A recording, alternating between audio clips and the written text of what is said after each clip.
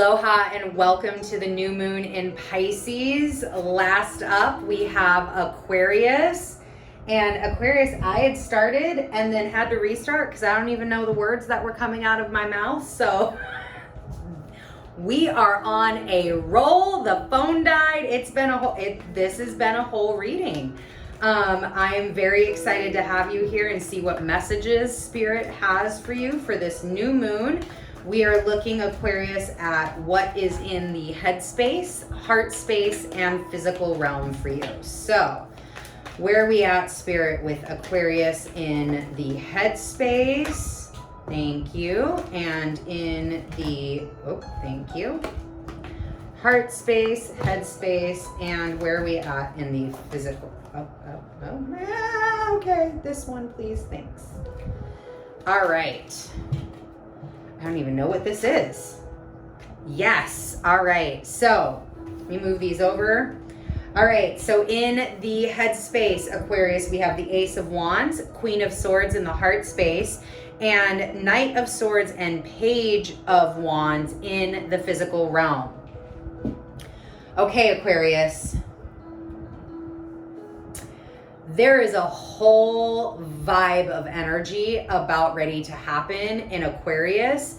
You got a lot going on already, but once Mars and Venus cross over into Aquarius, conjunct, by the way, at the 0 degree mark, your sign is litty. There's a stellium. There's a stellium for most of March in Aquarius. Aquarius energy plays a huge part in this ongoing story with Mars and Venus. And, this is, again, I felt like right when we got to the end of Aquarius season was just when Aquarius season was starting. And it's kind of like this extra tie into March for you, Aquarius, where there's so much of that energy present with that stellium in your sign that it is blending into these Piscean energies that we're experiencing and quite frankly, even into Aries season as well.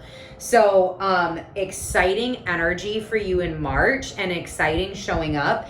And that's what I'm said all of that because that's what I'm really getting in this spread here. To start off with in the headspace, you have the Ace of Wands. Look at how fiery, passionate, like in your head, and from what I'm seeing also in the physical realm too, but for sure in the head, Aquarius, you're like, I'm taking on the fucking world and I'm changing everything.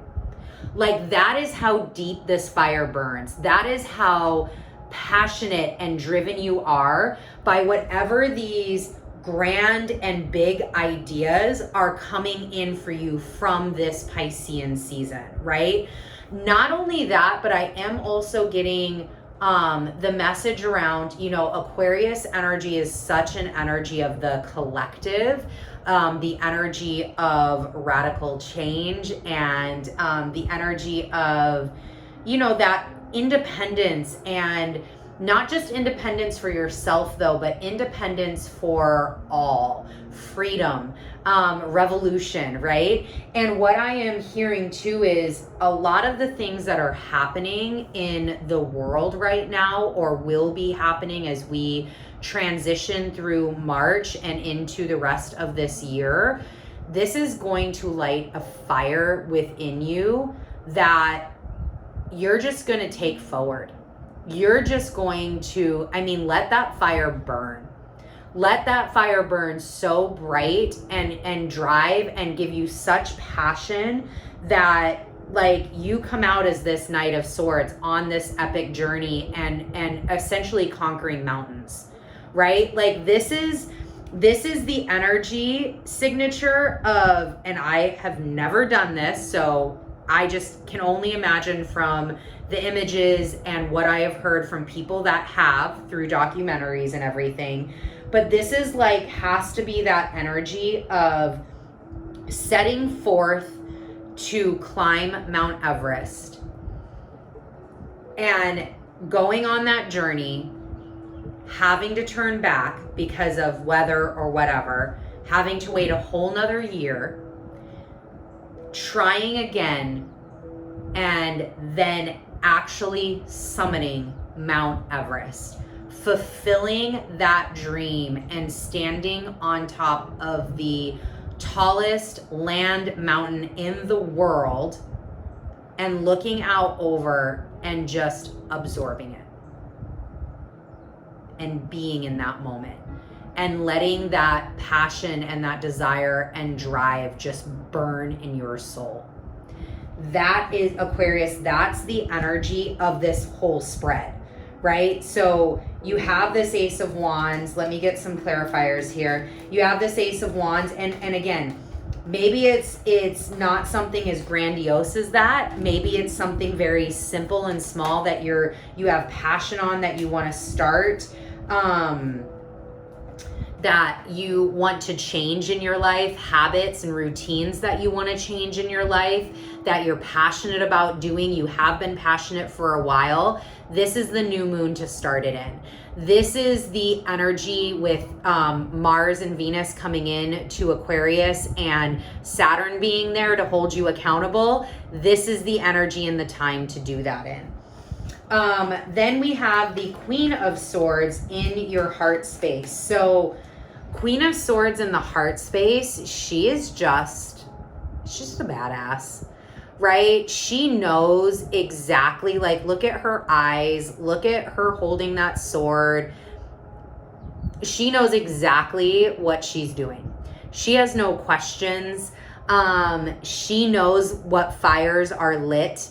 And she knows what she's passionate about, and she's not gonna let anybody take that away from her. She's not gonna let, especially yourself, Aquarius, tell you that you can't accomplish that. You know, I really keep hearing, like, it's time for a revolution, and the Queen of Swords is ready. Your heart is ready. And that could be a revolution of self, could be a revolution of, others and with others. Depends upon your situation. And it is clarified by the 9 of Swords. It's breaking free of your bondages. It's, allowing yourself to drop what holds you back. And she's there. She's there for that guidance and support. She's there to help you through that process. You have all the fire that you need. You have all the passion that you need to get you there. She's going to just come in and be the cutting voice. She's going to come in and be that intuition or that voice of reason or that brutal honesty that you need to cut the crap away that is not serving you anymore or is limiting you from achieving this high passion, achieving the revolution that you're looking for in your life, Aquarius. And then in the physical realm, we have the Page of Wands and Knight of Swords. So in the physical, and just as it lays here, the page is actually facing the knight and the knight is facing forward. So they're both directing their energy into the future. They are forward future looking, Aquarius. This isn't short term. This is not you playing the short game. This is you playing the long game. And they both know it. Again, going back to, the climbing Mount Everest analogy, that is a long game that you play. If you are going to go and say, you know what, I have a passion to climb Mount Everest, you don't get there in 3 days. No. I have never done it, and I even know that there are only particular times of the year, and I think it's only time, I can't even say that it's a plural, that you are able to actually summit Mount Everest due to weather, conditions, etc. There's only a window. And that's time and preparation and the long game and all of those other things to get you to that point, to get you there. And that's what these two know in the physical realm. That's what the Queen of Swords knows and is going to keep you understanding is, yes, you may want revolution today. Revolution rarely happens overnight. Clean, clear, Queen of Swords, you're welcome, Aquarius.